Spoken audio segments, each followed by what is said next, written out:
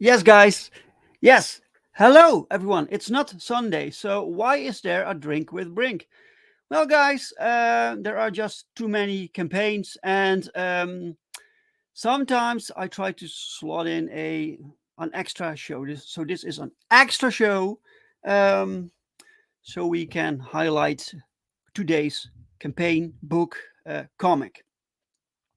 Welcome, everyone, to A Drink with Brink, where I talk with other indie creators about their books and their lives and their campaigns. Because I am done with mainstream, guys. Mainstream is boring, and indie comics is where the passion is. I like to start, guys. I like to start with a little um, presentation of something that I have going on. I myself have going on. Yes, I have something going. What do you have going on? I have, you know what I have going on. Check this out. Check this out, guys. Perfect 10 issue 4. The pre-launch page is live on Indiegogo. You can sign up. You can sign up for this book, guys. It won't be live for too long. We launch this next month. So sign up. You get a free mystery print. You don't know what it'll be, but I promise you it'll be worth it. So it's awesome art. It's fantastic story. I completely love this series. This is my favorite project to work on right now. Check it out. The link is in the description of this video, and please share if you can. All right, stop the screen. All right, I need to do this, guys, because I have things going on, and you people need to know about it. You good people in the chat. So let's see who's in the chat. Gingerton, welcome, Ginge. Welcome. Shout to Ty and Dave. You guys are the tits. Yes, and tits are good. So that's a good thing. Thank you, Ginge, for showing up, for being here. I hope you're having a great day. And the link to today's campaign is pinned in the chat, so you can check that out. Tyion Ranger is in the chat. Tyion Ranger is the guest for today. Hello, Ty. I'll bring you up in a few minutes. Gingerton, Dave with the porn piano. What? In the intro song. Some people tell me I have to write a mustache for it, so I don't know, man. It's Immortal Rising comic book. Hail! Hello to you, sir. How are you doing today? All right, some awesome people in the chat. Welcome all. Okay, today's guest, you seen him in the chat, lurking in the chat, guys. He's backstage right now. He has a new campaign going on. He is a returning guest. He has been here before. I think this is his second book. I'm not sure. We need to ask him. and I forgot to ask him how I have to introduce him. So I'll just use Tyion Ranger. All right, let's get this going, guys. Let's bring him on. Let's bring our cool guest of the day. May I have a very warm welcome for Mr. Tyion Ranger.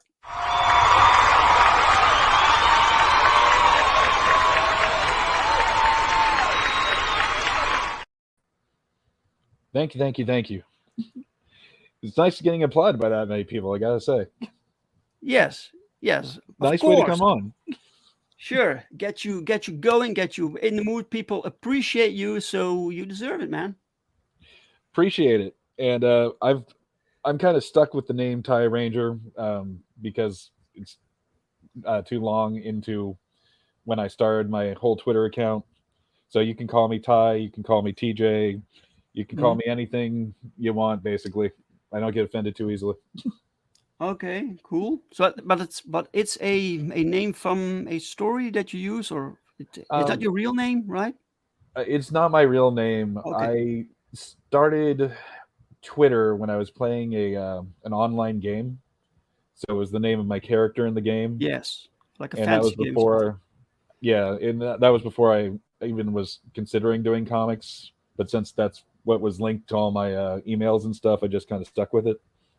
Hmm. Give Sure. me give me a little bit of um, anonymity. I think is the word I'm looking for. Yes, a little mystery going on there.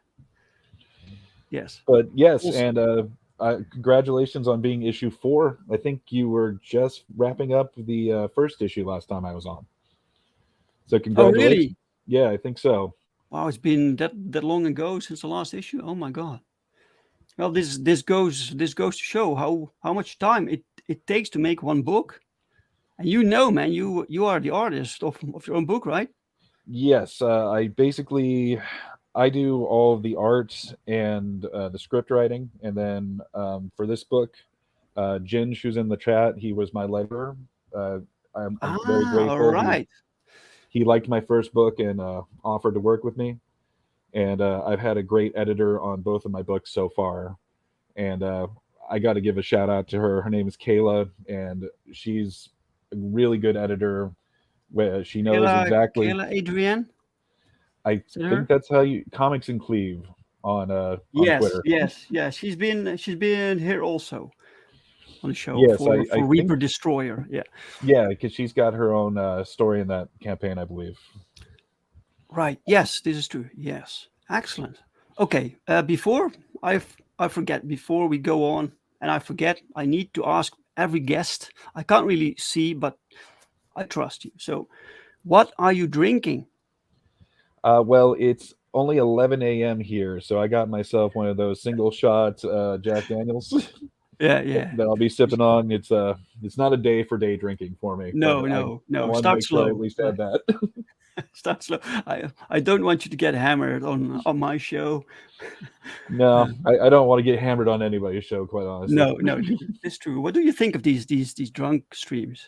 Some of these bigger creators do it. I don't see the appeal myself, but some people seem to like them. I don't know the creators that get like drunk well enough because sometimes I'm sure you've had drunk friends where you're like, I like you better when you're drunk. You're happier, but then you've got the opposite side of the spectrum where you're like, no, you're a mean drunk. I don't want to be Yeah, anywhere yeah, around you. yeah. Yeah, fun drunks and mean drunks. Yeah. But I like the concept that you have where we're just sipping on our drink a little bit while we're talking. Um, there's a couple of drink and draw streams that I try to catch where Right. Yes. they're not getting hammered either. It's like they've got a glass of beer or maybe a single uh, dram of alcohol of some sort, Yes. and they're just talking and drawing. Those are entertaining. Yes, but it's the same as drinking and driving. You can't do the two together. Like drinking, drawing, you can draw in the beginning, but after a while, you just go like scribbly. It's if you're a professional, you can't really do that. Agreed. Uh, Ginge says I'm way too polite when I'm drunk. Yeah, Apparently, there's such a thing as being too polite, and Ginge reached that point when he's drunk. Oh, Ginge. It's annoying. I was known as the handshake guy at a party once because I kept introducing myself and shaking people's hands over. Yeah, you're. That sounds like fun, man. You sound like a fun drunk. So, yeah. Yeah, he and I are on the opposite sides of the country, but maybe one day we'll be able to have a drink together, and I'll see how overly polite he can get. Yes, you are indeed on the other side because usually I'm 6 hours apart from my guests and I'm 9 hours apart from you. So where are you from? I'm from California, so Okay, I'm in the Pacific time zone. all right, all right. What's life there? Um, well, they just had a hurricane in Southern California. That Oh was no, fun. holy Um, shit! it I think it got to be a tropical storm before it hits. Thankfully, where I am didn't get any of the rain, but down south in San Diego and Los Angeles area, they had a bunch of flooding, and they had a 5 point something earthquake in the middle of it too. Holy shit! So Everything together. yeah, Wow, so I wow. just feel lucky that I'm not in the 115-degree heat. I think that would be 42 Celsius. I'm bad at the Oh conversion. really? It's 42 Celsius there. Holy Not shit. here, but in other parts of the Okay, West Coast. So I feel lucky that it's only about 30 is that's 37 crazy. is Right. 37 body temperature. 37. It's warm, but it's doable. It's still hot, but yeah, Yeah, that's about where I am. it's Uh, it's it's about 40. It's about the moment when your asphalt begins to melt. You know, when begin to smell yeah, the tar. So yeah, okay, so okay. I can't complain since the asphalt's not melting, and it's not like I can bake cookies inside my car or anything. So Uh-huh. no complaints. No complaints. All right. Oh wait, let me see the banner. I made a banner before I forget. Show. There we go. Now we're complete. Now we're complete, and now we can officially start to talk about you as a creator. So for people who don't know you, right, watching right now, they don't know who you are. What's your? Can you tell us a little bit what your history with story and why you what your history is with comic book story and why you created your own book? I unfortunately came to comics pretty late in life. When I was a kid, and I'm talking young kid, like 8 or so, I went and I got a Batman comic while I was on a road trip because Yeah. I thought the cover was so cool, and I really loved the Tim Every Burton. kid thinks Batman is cool. Yeah, it's And no yeah. one told me that interior art is different than cover art. So I'm an 8 year Okay. old kid thinking that the cover art was going to be the same art as the inside, Yep. and it was not. And it was like the middle issue of a story arc. So I was like, I don't understand these. But about 6 7 years ago, I was watching some YouTube stuff, and at the time there was a Marvel run called Damnation, which was Donnie Cates, I want to say, Yeah. and I thought it was a cool idea. It was Las Vegas had been taken over by the devil, basically, because it's Sin City. So I started with the first issue, and I started collecting. And I don't do a lot of mainstream anymore either, but that's kind of where I started getting into the Sure. genre Sure. itself. We all started there. Yeah. Yeah.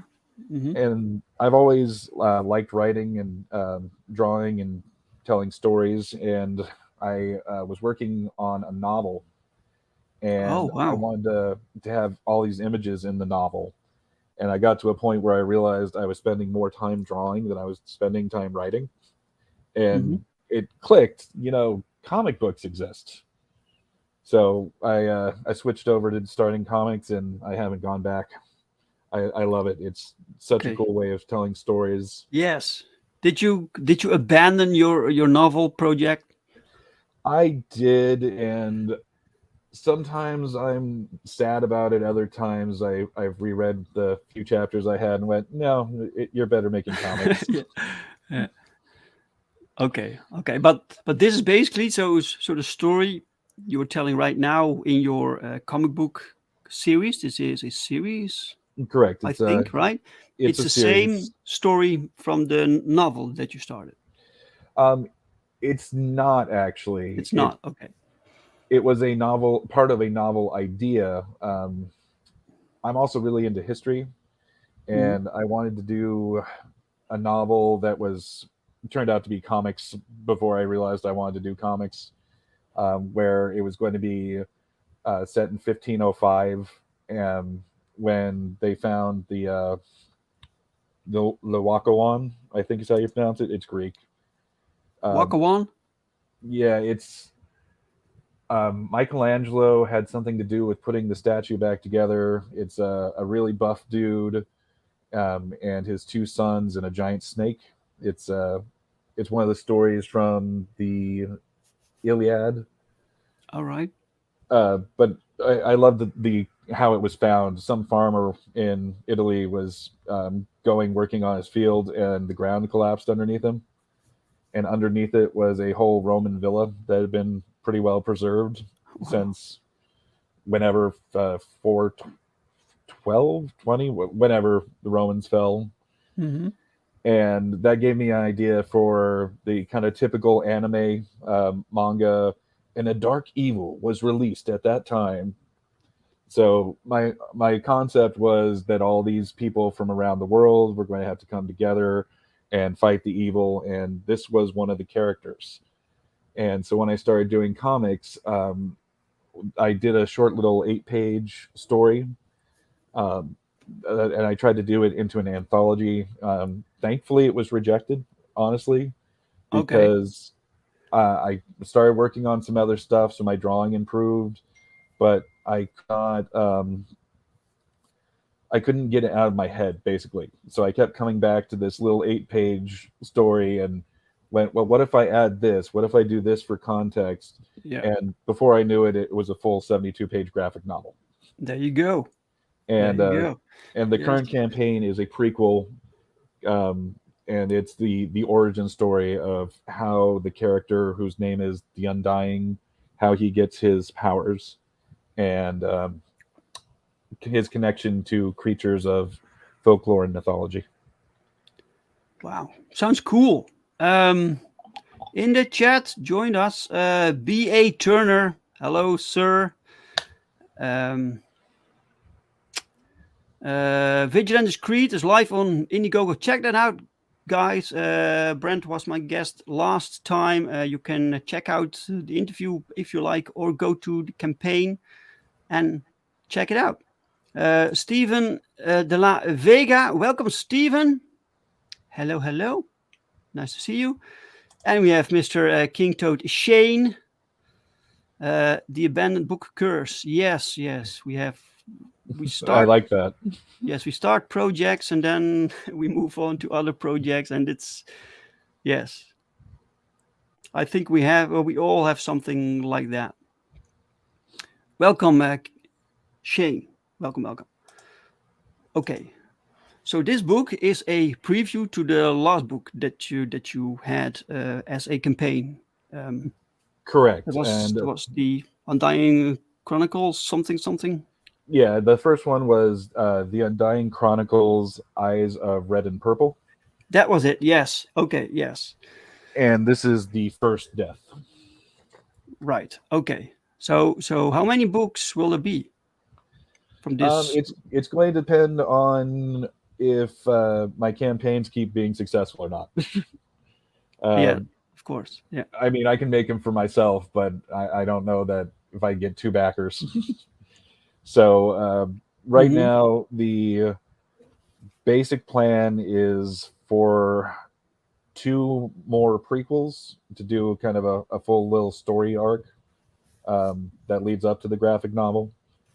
And then I'm still working on where I want to take where the graphic novel left off and where to keep it going. Mm-hmm. I tried to make both as complete a story as I could. Um, so there doesn't necessarily have to be anything after the graphic novel.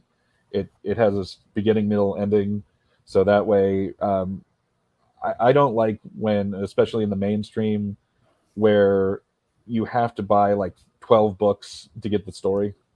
It gets annoying, so I tried to make sure if you get the graphic novel, you have your full story.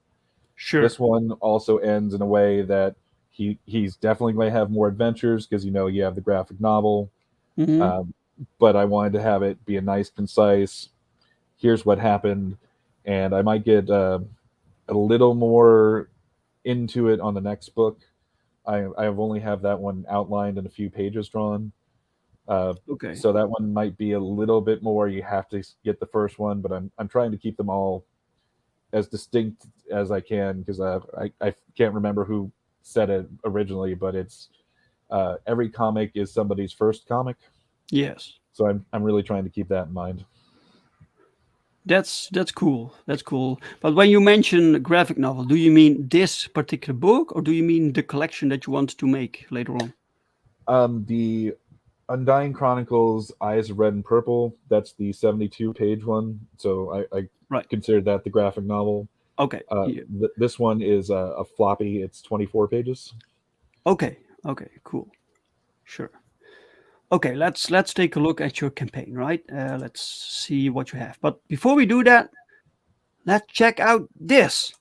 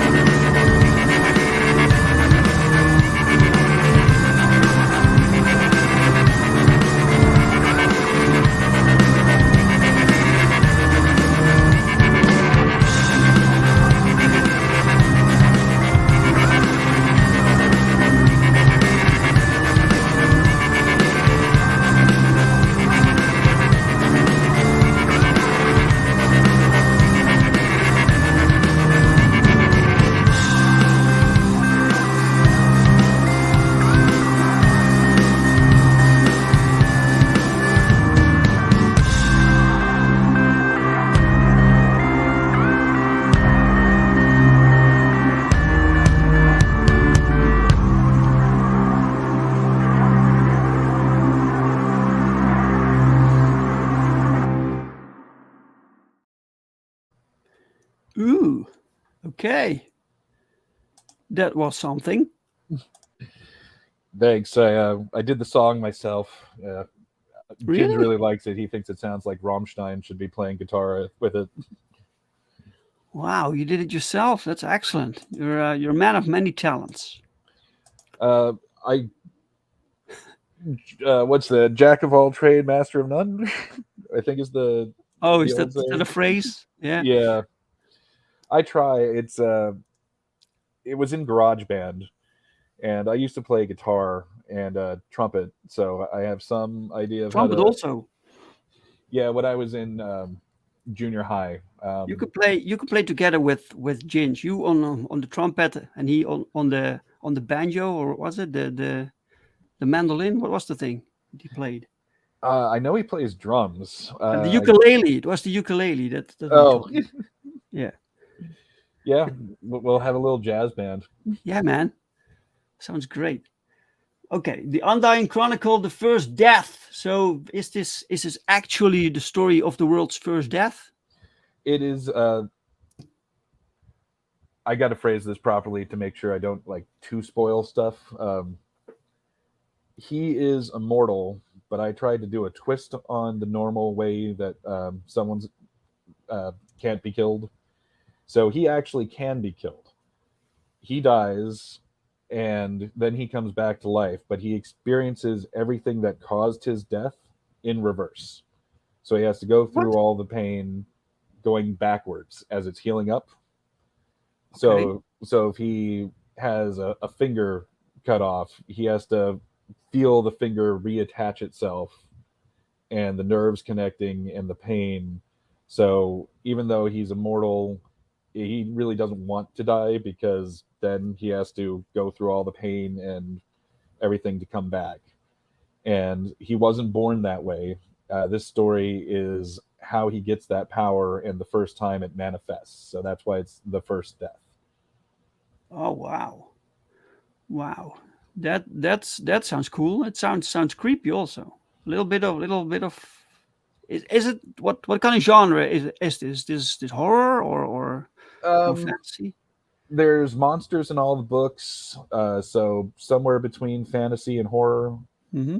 I Okay. do try not to get super graphic. There are some graphic elements, but not like Friday the 13th slasher level or anything like that. Yes, yes. Welcome to the chat, Bristolian Dave. All right, me babbers. Hello, Dave.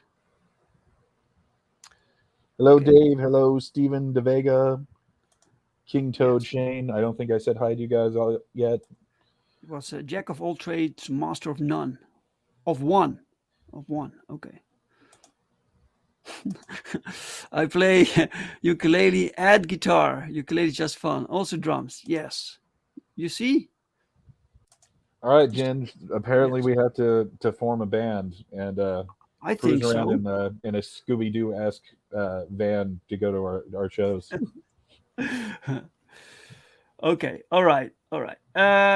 First on okay. Your second campaign, you are funded, right? You are I am. yes. Excellent. Thankfully, Congratulations. I am funded, and I'm very happy about that. Yeah. Excellent. Um, and because we're funded, and I also got 20 pre-campaign or pre-launch signups. I have two stretch goals that have been unlocked already, Oh, and cool. I'll show you. I've got those up. So once we go through the campaign, because one of them, two of them aren't on there yet. Sure. All right. These are the covers. No, front and back cover. Is this the front and back? Yes. Someone I had two covers, and someone was saying I should do a variant, and I decided that I thought it would be cooler if you got both covers for the same book. Hmm. Okay. Yes. Yes. That's a way to do it. Sure. Okay. Cool. Um. All right. So this means that every book is the same. You have the same cover on the front and the same on the back, right? Correct. Okay. I really wanted to streamline it as much as I could to make it as affordable as I could because I Yeah. Yeah. know Yes. Extra covers means extra investment. Yes.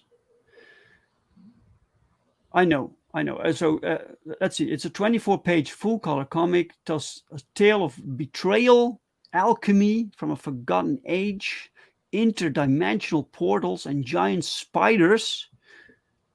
Wow, all the good things. And part of it takes place in Japan. yes, the whole series so far is going to be taking place in Japan. Okay. Oh, the whole series. All right. Yes, I could expand it outwards, and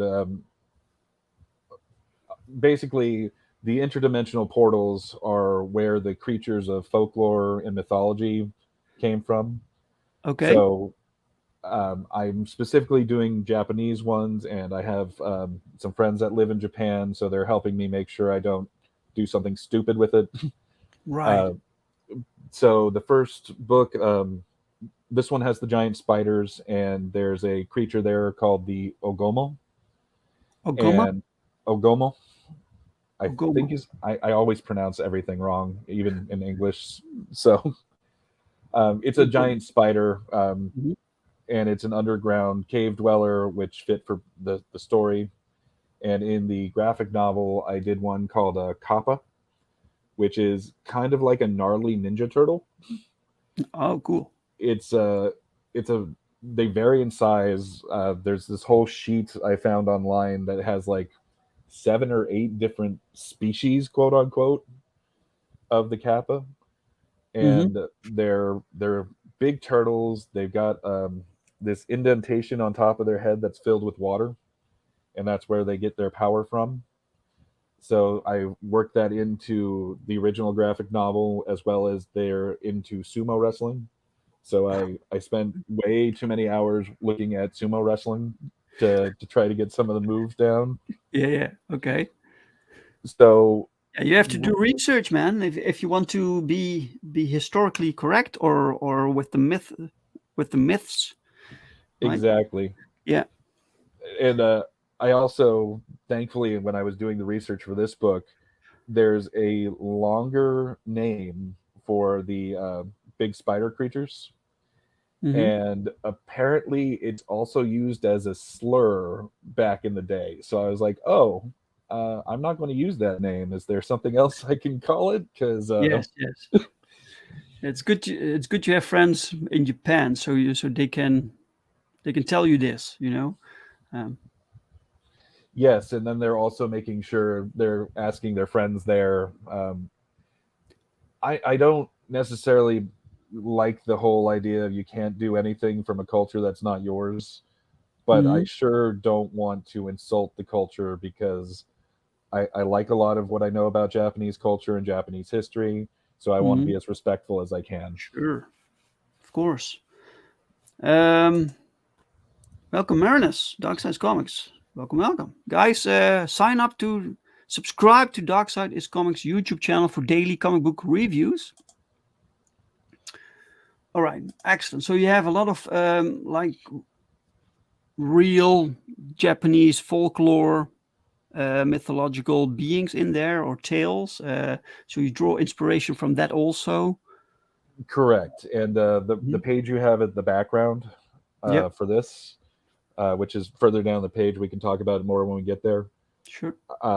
I basically did silhouettes of all the different folklore creatures, spirits, and stuff that I thought I might put in the books at some point. Is it And here? Or uh, if you go down the page a little bit, keep going. Should be right after that. nipples? Sorry, after the next one. Yes, This that one. one there. Yes. So um, I put a bunch of the different creatures I had been thinking about if I'm going to put them in the book because I thought that would be cool if, as like a foreshadowing thing.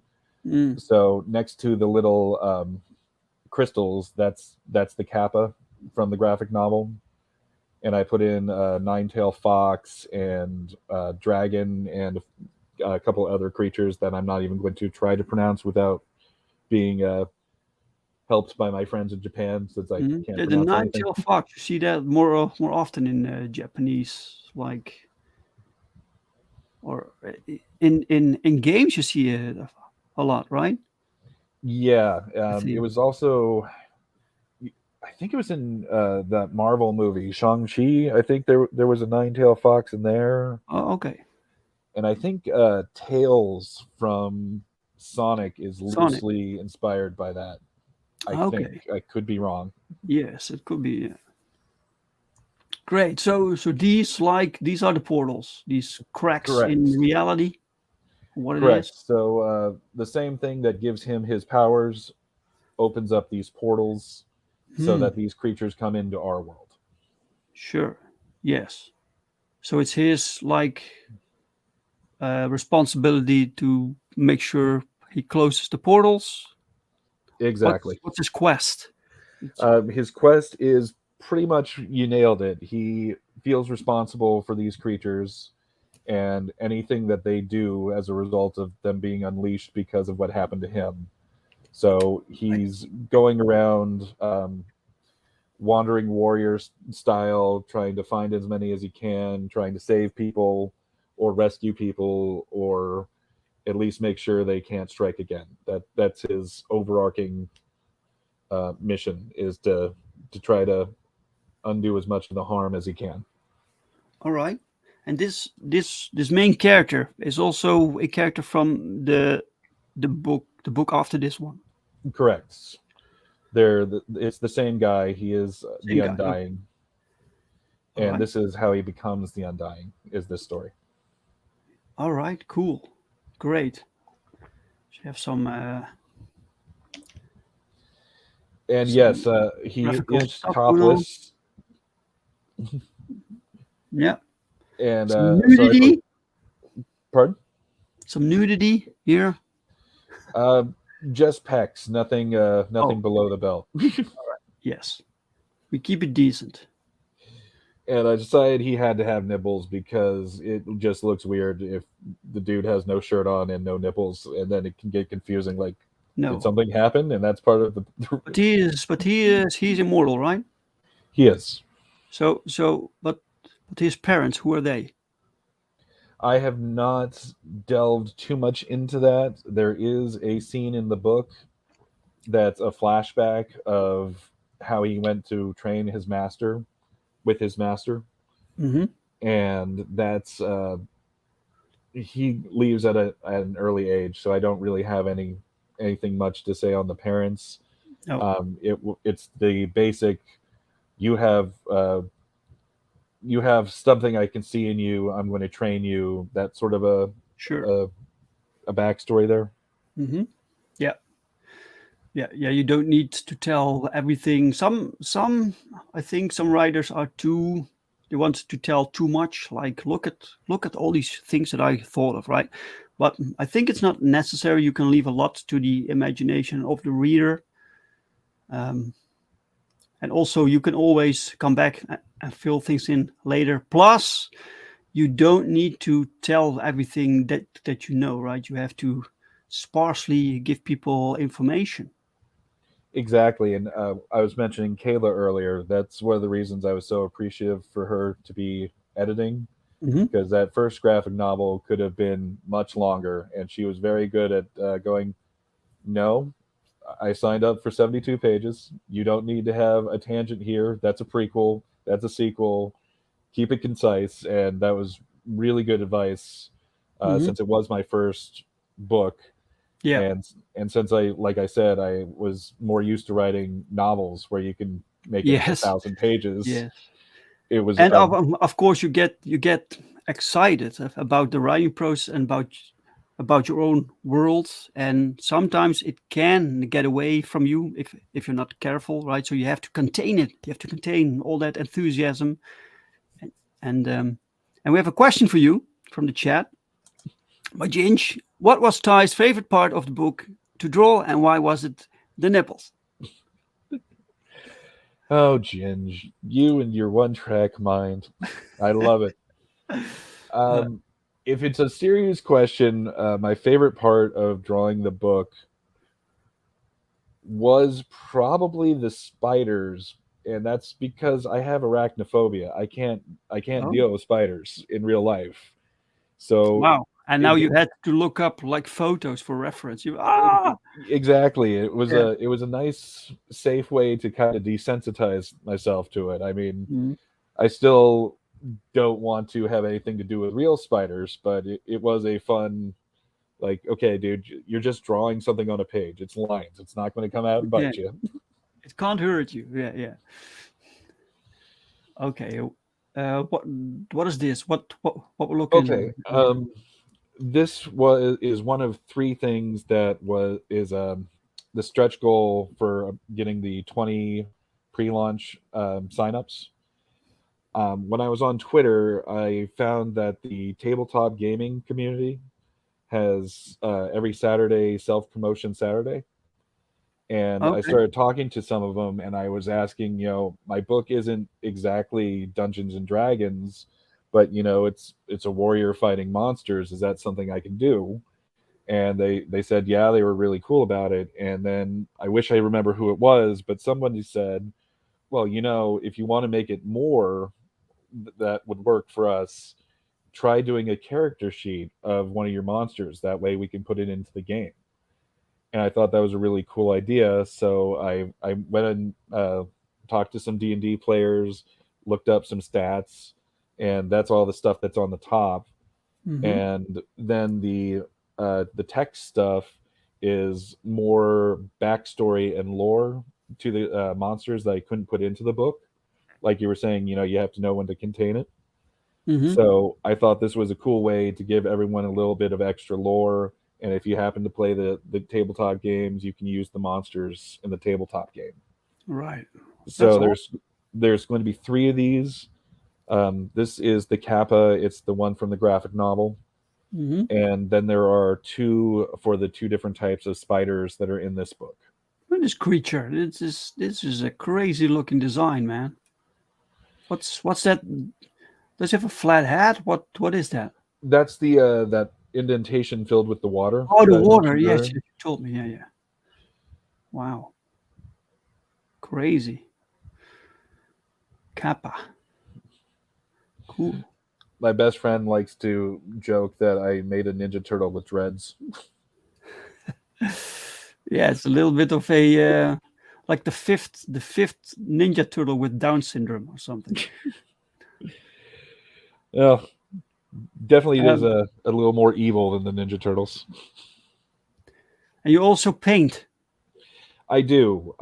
My first campaign, I had a painting that was a Japanese style castle with cherry blossoms, and I decided to put it on the campaign just to see. And it was the second thing that got bought on that campaign, like within a couple hours of it going up. So I had people telling me that they wished I had more options because they would have liked a painting too. So I Oh, decided that's to cool. throw in paintings on this one as an add-on. Mm-hmm. So they're either I'm sorry, I don't know the conversion from inches to centimeters, Mm-hmm. Sure. but it's 5 by 7 inches Okay. or an 8 by 10 inch, and I'm trying to treat them like you would do sketch drawings on a campaign. So Okay. you, so I have three different styles, and the person when they get the add-on, they just tell me which style they want and on which um, size that they're getting it, and then I'm going to make them their own unique landscape painting that's inspired by the book. Okay. So, because his whole thing is rebirth and coming back to life, they all, or two of them, have cherry blossoms as the main feature.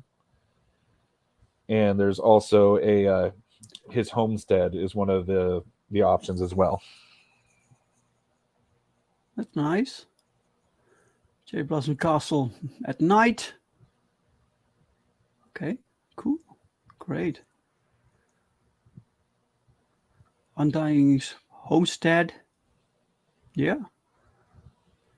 So is this like oil paint? What is it? What do you use? It's acrylic. Acrylic. Okay. If it was oil painting, I think the backers would need like 6 months before they could get it for it to Yeah. dry. Okay. Okay. Okay. Yeah. Yeah. As you can tell, I'm a connoisseur. No, Right. I'm just that bad. I tried oil painting like twice in my life, and it was bad. I could not Bob Ross at all. No. Well, you have to use the tools that that you know that work for you, and this works for you, man. So yeah, great, cool. Okay. And thank you. So you can also get the previous book with this campaign, right? They're for a digital copy, yes, across the board. Oh, the For physical is sold out. physical copy, I only have four left. Uh, Wow, Once that's they're done, they're done. That's all the copies I have left. wow. If the four left, they have to be very expensive. So jack up that price, man. It's like a very rare now. All right, let's. Yes, I had it. I had 10 copies, so that's the limit. And I've already had 6 people get the book bundle. Oh, cool. But I also, since I know I can only ship to the U.S. because shipping costs are just too insane from where I've been trying to get it Hmm. done. Yeah. I wanted to make sure that I had digital copies available for people too, because Hmm. it's not fair to you, for instance, since you're just not in the US, that you don't get to read the book if you want to read it. So Hmm. what I'm doing is there's a digital copy of just the book, and there's a book bundle for the digital copy. So you get this campaign and the last campaign. Sure. And since I'm doing stretch goals, uh, I don't often see this with campaigns, but I'm going to be adding any of the stretch goal images to the digital file. So that way, the digital backers, the international backers, they still get to participate in the unlocking the stretch goal aspect, Hmm. which I think is one of the fun parts of the campaign. Yeah. So everything that gets unlocked will also go into the digital files as well. So yeah, yeah. This is I think regarding shipping costs outside of the US, people are like you have like two camps. You have the people who are like just offer people the opportunity if they want the book and they are willing to pay these crazy shipping prices, just allow them to, right? But then you have the other camp who will tell you that if they see it and see shipping price, they will tell you why are you charging like $30 for shipping? That's crazy. So it's it's difficult to navigate, right? And I think offering digital, that's the least that you can do. So yeah, that's a good call. Yes, and you're right. When I talk to my local post office for any floppy in a Gemini mailer just to Canada, it was going Mhm. to be 30 something dollars, Yeah, and it's and crazy. probably closer to 40 if it was over there in Europe. And I'm Yes. thinking, I don't. If someone wanted to do that, maybe, but I don't like charging someone $40 for shipping on a $6 book. Hmm. That's a Yes. little much. Hmm. Yeah, I completely get that, man. That's crazy. Phantasmagorical, welcome. Welcome, welcome. Hello, She says, I'm gonna make a video for this campaign. That is awesome. thank you.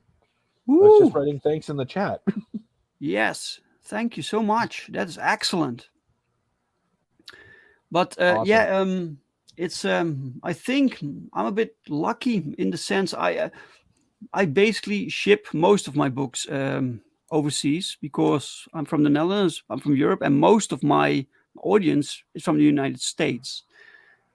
So I have to deal with the shipping costs, but I believe that the shipping costs from here to the US is lower than vice versa for some stupid reason. Yes, I actually was talking to someone online the other day who was on a trip over to Europe, and they needed to their bags weighed too much for the plane, you know, Yeah, yeah. and so it was something about if they tried to ship it over here, it was 35 euro for 1 kilogram worth of weight. Okay. And I'm thinking, wait, my book cannot be anywhere close to 1 kilogram. So definitely has got to be cheaper going Mhm. from there over to here. Yeah. Yeah, I, this is I'm true. I'm bad at metric like most Americans, but I know that a floppy cannot be anywhere close to a kilogram. No, no. A decent floppy is about 150 grams, 200 grams maybe. Depends on the paper quality, and then you get the packaging and stuff. But usually you are far below the half a kilo, everything combined. Yeah, that's what I thought too. So I was like, man, I wish I had that rate. Then maybe I could ship internationally. Yeah, yeah, yes. You have to reach out to maybe Critical Blast can help you out with that. Maybe I'm not sure what they do with overseas shipping. Um, anyway, digital copy, so people can get digital of the first death for just $3. That's a steal, guys. $3, and you're supporting a creator, an indie creator, and help them make this book. Um, that's like less than the price of a cup of coffee, right? Coffee. Correct. I don't know what coffee costs where you are. Sorry, my dogs were barking, so I had to put it on Okay, mute for a okay. second. Yes, that should be less than a cup of coffee, Wow, especially if it's $3. at Starbucks. Yeah, man, it's crazy. Okay, and then the book itself is just $6. You are close to like mainstream price here. That's that was one of my things as well that I mentioned. I wanted to make my book as affordable as I could, and without making it completely for free. Hmm. Yeah. So I wanted to keep it that way, and I know when we're doing the indie comics, it's more prestige, it's smaller run, so people Hmm. don't mind $10 or so. I just really wanted to try to make it as accessible as possible, especially Yes. since it's my second campaign. I hope people will come back, and wanted to make sure that anyone that wanted to had as much chance of getting it as they could. Yes. It makes it easy for people to support you, right? Just they can give it a chance. Um, okay, so the book for $6. Then you have the digital book bundle. These are both books, right? Correct. So For that's just $10. 72 and 24 pages, so 96 pages for $9. Yes, yes, yes. Because the second book was much bigger. It's like three times as big, right? It's Correct. it's the one you're making now. And then we have the book bundle, which is both physical books. Correct. And We have there's four of those four still left, available. guys. There are only four left. It's very rare. So get on this while you still can. When they're gone, they're gone. They won't be reprinted. This is it. If I don't know about the reprints because I'm thinking about doing like conventions and shows and stuff. Oh, yeah, yeah, But if I do reprint it, the cover is going to be different, and I'm probably yeah. going to have Ginge remaster the lettering. Okay. So this particular printing, this format, that's it. After the 10, they're gone forever. Yes, Ginge came in later on. He wasn't part of the first book, right? Correct. Yeah. He was very cool. He was the first person that reached out to me before I even had the campaign up. When I was saying, "How do I go find people to go on shows and talk like I am with you right now?" And he was the first guy to be like, "Hey, I've got a show. Come Yeah. on." Yes. And he ended up backing the book, and he liked it, and he said, "Hey, if you need a letterer, let me know." And I went, "Oh yes, please," because lettering is my least favorite part of this process. Yes. Yes. And it's also helped me with the art going forward, because I was planning on doing the lettering myself when I started out. Hmm. So knowing how I lettered, I left spaces open Okay. for Yeah. that's where I was going to put the bubbles. His bubble and dialogue and all that, it's way better, first of all, than what I was doing. But he also was really good at finding spots for them that I wouldn't have even considered. So now I Yeah. know I can take the art up to the next level, because Ginge will be able to letter it in a way that won't make it hard to see everything. Exactly. Exactly. Yes, a good letterer, man. That's very, very important. Good lettering doesn't stand out. That's the paradox of lettering, of good lettering. Yeah, excellent. And what about Kayla? Was she part of the first book, or did She she also was. later? I had seen her on the Death Curse live streams, and I saw that she was an editor, and I asked her if she knew anyone that might want to edit, and I gave her an overview of the story and some of the pages, Hmm. and she was like, "I'll edit for you. I like it. Let's work on it." Yeah, cool. And so I was lucky that I found her right off the bat, because, like I said, she was really good at being able to tell me. And it wasn't just the words. She'd look at it and go, "You need to redraw this panel. You need to redraw this hand. You need to you." There was a couple pages that she's like, "These aren't needed. Just get rid of them." So I really appreciate that I got both of these great people to work with. Excellent. That's fantastic, man. Excellent. Well done. Okay, well, you still have 17 days left. This is your first 30 days or second 30 days or?